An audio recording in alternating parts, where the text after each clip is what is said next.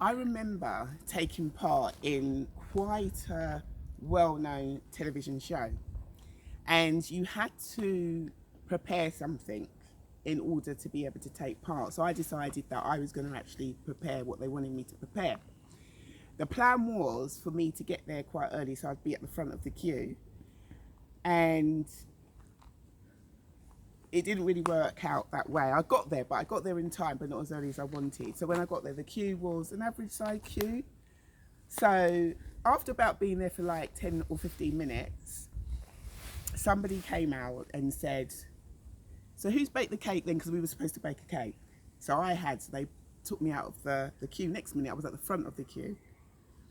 And while we were at the front of the queue, there were two women in front of me. And the two men then started going along the line to get a bit of a background behind the cake. So when they came to me,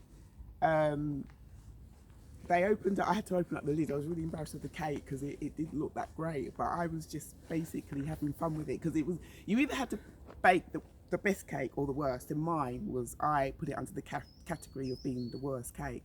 So the lid came over and he went, oh, it smells lovely, what is it? And I explained that I had made the cake, the filling with gravy, because there had to be something different about the cake, and I'd make the cake with gravy. So as soon as I opened up the lid, it smelled really nice. And then he said, well, you know, explain a little bit about the cake. So I did, and there was a lump in it because it was a plain cake, a rectangle cake, and I'd covered it with icing, and it had like some blue and white stars on it. But there was a lump in it, and I said that was the princess sleeping under the duvet. And he said, oh, can I have a look? And I said, no, you might wake her. So I was really humorising the situation. So the two men continued to walk down the line, and then while they're walking down the line, I started speaking to the two women in front, and they asked me what I did, and I said I'm an author, actor, model, entrepreneur, and then I started sharing about some of the plans I had and how I knew that, you know, things were really gonna build up, and I knew I was gonna succeed. And the younger lady said, in your dreams, and I said no, I'm not joking, I am actually planning to do really well. I know I'm going to succeed.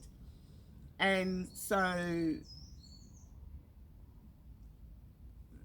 the two men that were walking down the line suddenly came back up the queue, and then they said to me, excuse me, follow me, because I'd been chosen to go on the show, which is fantastic, and left those two women behind. But have you been in a situation where you've shared some of your plans, your dreams with someone, and someone's just totally disrespected and said, yeah, in your dreams?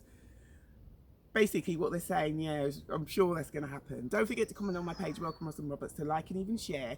Don't forget to press the notification button so that all the videos that I do come up and running straight to you, because I know that when I was sharing, I completely forgot how some people could be. I was sincerely, pure-heartedly just sharing. I wasn't boasting. I was just sharing. You know, I was just being really enthusiastic about my dreams and about my plans. And it was completely rubbished.